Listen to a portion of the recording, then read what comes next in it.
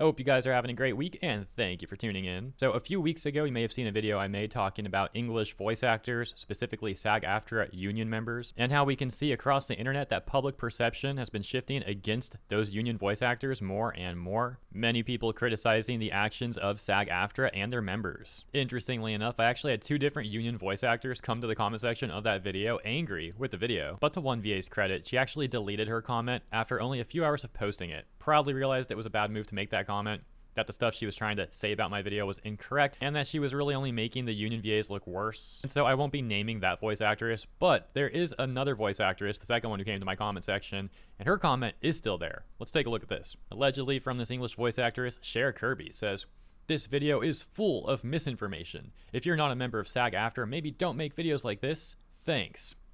They got a response from only 17 hours ago, actually, that reads, "So you're not allowed to talk about an issue if you're not a member of the protection racket being called out?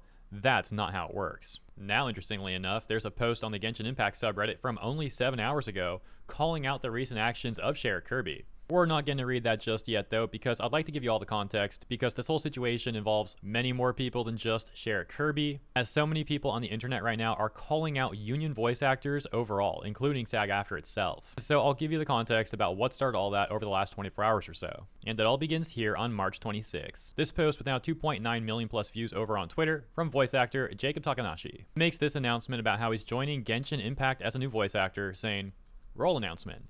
I'm honored to join the English cast of Genshin Impact as the voice of Kinnick. Taking up the mantle of Malipo is a privilege, and I'm grateful for the opportunity to carry the flame from the previous flame bearer, John, who did an incredible job. Those are big shoes to fill, and I promise to give it my all, out of respect for him, for Hoyoverse, and for you, the fans. Thank you to Diana for their amazing direction and for helping me navigate the intricacies of this incredible game, and to Side Tokyo and Hoyoverse for the honor of bringing Kinnick to life. I'm deeply grateful for the privilege of entertaining you all." However, in the responses, we can see a number of voice actors getting very upset at Jacob Takanashi. Comments from Western voice actors, such as Kaylee Mills, saying, "This is actually kinda diabolical. If you need the money, at least take the role uncredited. This just comes off as an easy grab for clout. It's not a good look." Valeria Rodriguez leaving a number of thumbs down. Stephanie She saying, "There are many reasons why roles get recast. I personally draw the line when the original actor is holding out because they are fighting for better work conditions. I've refused many auditions to take over roles from my peers because I'd never do that to another fellow actor." And Karina Botker saying, "This wasn't a passing of the torch." Karina being the English voice of Paimon in Genshin Impact, and someone that we'll be coming back to later in this video, as Karina also made other statements relating to the situation that many people in the Genshin fandom are pointing out and exposing for immense hypocrisy. But yeah, these sort of comments from voice actors upset with Jacob go on and on. For example, here's another one. Ruben Lack saying, "Dude, really classless move considering an actor was fighting for AI protections on this job.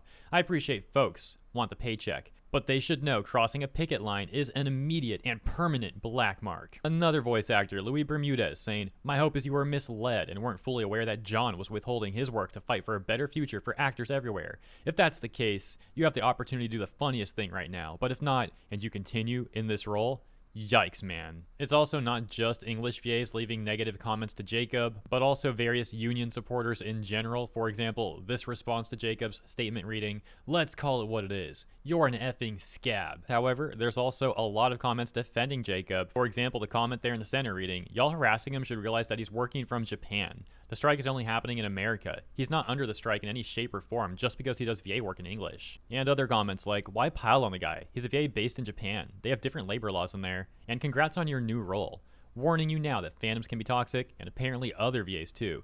Don't give in." While I do think any Genshin fan would admit that the Genshin fandom can be toxic, it's really interesting because in this particular situation, it seems like the Genshin fandom at large is actually defending Jacob. And we'll get to that when we hop over to the Genshin subreddit in a moment. First, we'll get some more additional context. That takes us over to John Patnoid. Hopefully I said that right. This is the voice actor who got replaced by Jacob. John says, "Hey everyone, if you've been playing the latest 5.5 update in Genshin Impact and you're hearing Kinnick speak for the first time in 6 months, it's not my voice. I've been recast. I've been withholding voiceover services during the SAG-AFTRA interactive strike because Hoyo/Cognosphere would not offer AI protections in the form of a SAG interim agreement." Now let's pause there real quick because This is something a lot of people are taking issue with, specifically how it comes off like these union voice actors and executives are conveniently leaving things out and really only telling the public certain bits of information, and simultaneously trying to have all the public support them as if they're entitled to the public supporting their cause no matter what, especially with how these negotiations may negatively impact non-union voice actors. And all this has been costing the union voice actors support. A lot of people are no longer willing to support the union VAs. And as has been a recurring theme throughout this video so far, that's something else we'll also be getting into more details about in a moment once we get through the rest of this context. So back to the statement. John says, they'd kept my character's dialogue silent for months, all the while I had to make the difficult decision to continue not going in until an interim agreement was signed, and this ultimately was why I was recast. Now obviously a recast is not what I wanted. I'd hope that any progress behind the scenes would be made and I could come back safely, or that if recast auditions went out, my colleagues wouldn't read for them. Unfortunately, I was wrong. I absolutely adored playing Kinnick. Genshin was my comfort game during the early parts of the pandemic, and it was a dream of mine to book a playable character. At the time, I didn't have an agent, didn't live in LA, or had any connections that would get me close. But 4 years later, I did it, and the messages I've received from you all, saying how much my performance as Kinnick meant to you, made my heart swell. I would and can return if Hoyo invites me back and signs an interim. I stand by my choices regardless of the outcome. Also, the strike is still ongoing. Please don't believe disinformation on the internet.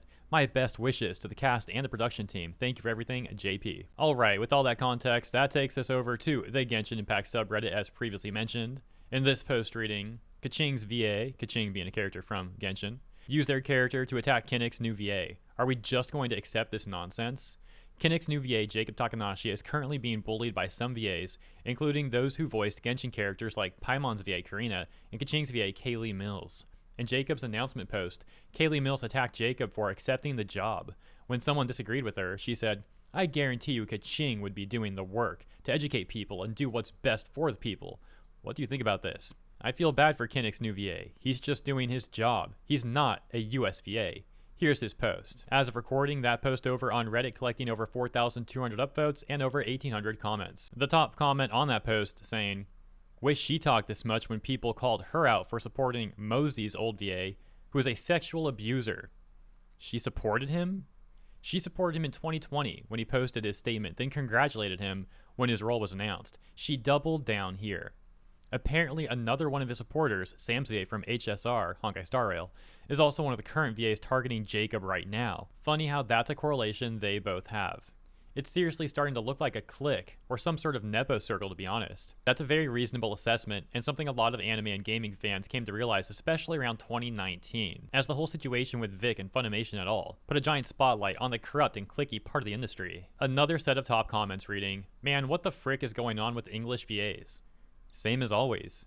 Not even Zenless Zone Zero and Honkai Star Rail VAs were very supportive of the new VAs that replaced former ones, who also were fired from the strike. Genshin VAs are incredibly petty and acting like a clique now, not a professional look. I learned my lesson after the Bayonetta fiasco. They're all a bunch of drama queens.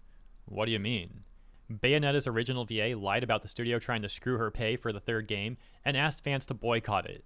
Until they being the studio, showed receipts and proved she was making it up. That situation was crazy. She literally tried to get the internet to be her personal army, and then it came out that she was basically lying to people according to my recollection, and was completely in the wrong. That takes us to a number of top comments, specifically calling out Paimon's voice actor as well, for hypocrisy, and as further evidence for how cliquey the English voice actors are, how they'll choose some people to go after, but give others a pass. For example, this comment reading, Paimon's VA is pissing me off the most. Technically I'm scabbing, but it's okay because I'm autistic and have to pay my bills. Like what?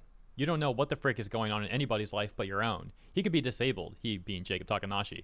His mom could have cancer. He could be trying to feed his dang kids, or heaven forbid, he could have nothing going on and just wants a paycheck, and you know what? That's his business and no one else's. Let the man be proud to be a part of such a big, successful project and stop being such a hypocrite. A different top post on our Genshin Impact saying Paimon, Kaching, and Cabaret's VAs responding to Jacob Takanashi, Kinnick's new VA. I kind of feel bad for Kinnick's new VA. And showing a number of tweets from the aforementioned voice actors saying negative things about Jacob Takanashi. Many of those we already went over earlier in the video, so let's skip to the comments. This one's saying, oh wow, even Hoot House VA is going after the new guy. And showing this screenshot, we haven't seen this one yet. This VA, Brianna, responding to John, the prior VA for Kinnick's statement, which we read earlier, saying, thank you for standing strong and holding the line with us. You're a real one. Clears throat. Some of us, SMFH. But if we take a look at the comments in response to her, they're pretty much all against her. For example, going through this just from the top, at this point, companies should just give up on English voice actors whatsoever. It worked for Snowbreak, it can work for all of them. And side note, if you're not familiar with the Snowbreak thing, I did go over that briefly at the end of the video I mentioned at the start of this one regarding my last coverage of this English VA stuff, so consider checking that out for more info on that. Other comments like, y'all are pieces of garbage, man.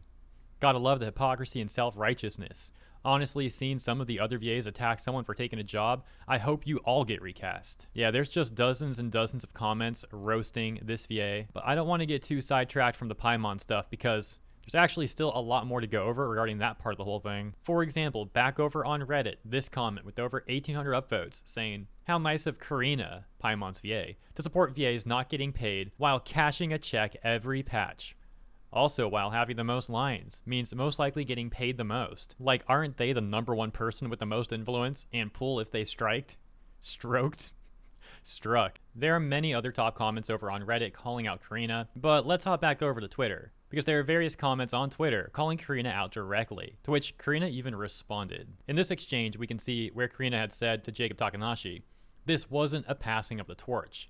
And this user Luminescence saying, and you working on it is still good for the strike?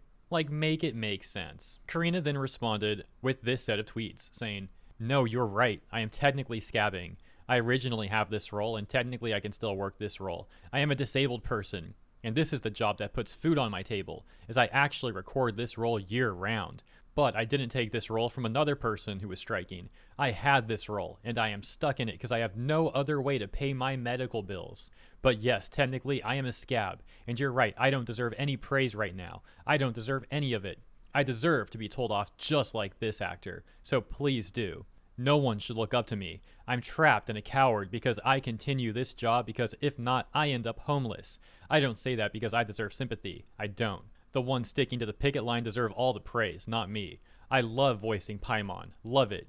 I've been through so much that you guys will never truly understand. But I also know what I am, and I should not be given any applause for this. If I could feasibly stick the line with my fellow actors, I would. This job actually barely keeps me alive. But that doesn't mean that it makes it different. It is not a good thing to my fellow actor that I continue to work on this game. I have struggled with that since the strike started, so call me out for this. Please, I deserve it. If it means we get closer to making things better, then so be it. A top response to Karina saying, so what? Many disabled people work remotely in other professions. Voice acting is not your only option if it puts you in such an unethical position. But you have to seek attention on Twitter.com like a 16-year-old and present yourself like a saint in the whole community. Karina responding, saying, I definitely don't present myself as a saint, but you don't know my disability and what I am able to do. Same way you don't know any other VA situations either. Imagine someone shamed you for just trying to make ends meet, which at this point may as well be warranted. There's also a difference between taking a role quietly and bragging about getting it when the other VA was recast for striking. He wasn't even aware of the situation. He lives in Japan.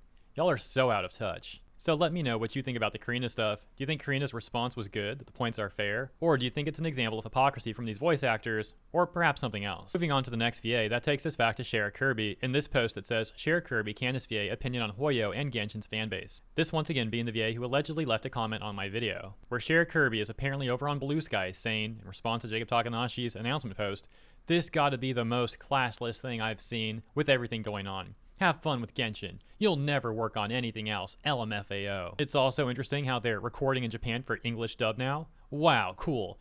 Go to bed and recast me too while you're at it. Screw Hoyo, disrespectfully. Because let's be frank, who's gonna beat me over a video game that underpays its performers and is actively farming their voices so that they don't have to hire real people? I do hope it was worth it, truly I do. You'll never catch me singing that company or any company that operates that way to a simple request of protecting the talents they hired. Singing praises for, sorry, not sorry, I rage quit. One more thing. I have never dealt with a fan base as callous and as annoying as the Genshin fan base, who would go so far as to berate the voice actors, who only want better protections and rates for being rightfully upset that someone publicly scabbed. Just insanity. The only other one I've dealt with like this is the Murder Drones fan base, and only one of those doxed me. I'm not in the business of arguing and fighting with children. I'm going to delete some of that thread later, because this is a semi-professional page. But TLDR, don't talk to me about Genshin Impact ever again. KK. Top comments to that post reading, the United States isn't the only place where English is spoken well. Also, there are US citizens across the world right now working remotely. I'm confused too, since when English becoming exclusive to US and US only? Apparently, Hoyo's characters are theirs and only theirs to voice. They just forgot to notify Hoyo about that. Another top comment in that exchange saying, well, that's one of the most unprofessional resignations I've ever seen. If I was a voice caster for any other field of work, I'd probs not hire her based on this alone. It's so unprofessional and going into unhinged territory. Honestly, I won't be surprised if Hoyo is now gathering all this to bring all of them to the negotiating table and have a word with what they just said regarding Jacob. Those may be personal accounts, but I imagine Hoyo doesn't want a bunch of VAs going around starting a civil war with other VAs and make it look like Hoyo's VAs are some cult. There's a pretty well understood line where your personal account ends, and it's right around where you start bad-mouthing the company that pays your salary, lol. It's one thing if these VAs were trashing on each other purely on principle, but they're literally name-dropping the game and the company, and that's a huge no-no in any job. It reflects poorly on the company. Hope she's prepared to explain these tweets to her future employers. This is just hot air. There's no way they actually put their money where their mouth is and resign. Doesn't matter, because that statement is basically all Hoyo needs to get her to never voice for them ever again. Whether she wants to backtrack or not, this can be considered a surefire resignation in Hoyo point of view, due to the atrocious mannerisms and statements made by her. Yep, she basically burned every single bridge of possibility that she'll ever get casted in a Hoyoverse game ever again. And I'm sure there'll be some game companies that see this as well, and would prefer not to take in a VA this volatile in their games. What a way to sabotage your VA career. Essentially, the entire post is criticizing her. Let me know what you think about that part of the situation. And finally, we'll take a look at some public reception for the SAG-AFTRA agreement overall. On a post about the agreement terms, we see top comments like this. Bruh, so if Hoyo is forced to sign, all non-union VAs are effectively forced to join the union in a month or else, which would limit them to only American VAs, giving the union a monopoly over the English voice acting in all the affected projects. I know it's Reddit, but countries other than America exist. Not necessarily only American VAs, but SAG actors, the majority of which are American. It's semantic, but non-Americans can join SAG if they work in the US. Many VAs don't want to join a mafia organization. The mafia is asking for membership protection fees plus continuous fees. It sucks every money from VA. Meanwhile, all the union VAs are crying about being misinfo when someone points this out. They're doing the it's us or them, and they pick themselves. They're more than willing to screw over non-union VAs, because why do they get to make money while I'm jobless? Even though studios like Studio Cadence, ZZZ, have non-AI clause and supports negotiations about AI with SAG, yet these VAs kept pushing AI as an issue to sign the agreement. Bold to assume that the kind of people who go online and harass a colleague are actually smart people. I bet that 80% didn't even read or grasp what they are striking for, but just get the TLDR from their agent/agency. Interestingly enough, some union voice actors are attempting to say that the union actually does care about non-union actors. For example, in this tweet by Koi Dao, part of it reads, during the strike, the SAG negotiating committee has expressed they want to help non-union actors keep their jobs and are willing to negotiate a waiver for the must-join rule for any project that needs it. But this person, Lynn, responds, saying, I don't know. I remember the video from the SAG guy who said non-union VAs are lesser than union VAs, which was deleted after the backlash. So I can't really believe they want to help the non-unions, lol. Once again, we have Karina Bodiger here saying, you mean the one that wasn't even said during this strike? Keep up, this is a different strike now. Also, the entire union screamed at him for that. To give you additional context, I believe it was Duncan Crabtree Ireland, the National Executive Director and Chief Negotiator for SAG-AFTRA, who made those disparaging remarks towards non-union actors, specifically saying that they're quote-unquote lesser quality. So while some union members gave him backlash on social media for those remarks, it doesn't seem like there's any serious action taken against him. It seems like he still has that top executive position. And furthermore, it seems like his position at the union is getting him a salary of over $1 million a year. Lastly, on SAG-AFTRA's own website, they have a section dedicated to talking about Financial Core. A brief summary of Financial Core reads, Financial Core refers to a legal carve-out that permits workers opposed to participating in a labor union to be employed under the benefits of a union's contracts without compelling them to be a member of that union. In which SAG-AFTRA says, Financial Core members are viewed as scabs or anti-union by SAG-AFTRA members, directors, and writers, most of whom also belong to entertainment unions. And as you surely know, scab is used as a derogatory term for people who are not a part of the union or who cross picket lines, etc., etc. The point is, while some union members attempt to say that SAG-AFTRA really does care about people who are not a part of the union, it seems like the union's own actions and terms, as well as this whole situation recently with a number of union VAs and how they've treated Jacob, has caused many people to be skeptical, to say the least. But anyways, let me know what you think about this stuff in the comments. Hope you enjoyed my coverage, and if you did, please consider liking and or subscribing. Appreciate ya, and I'll see you in the next one.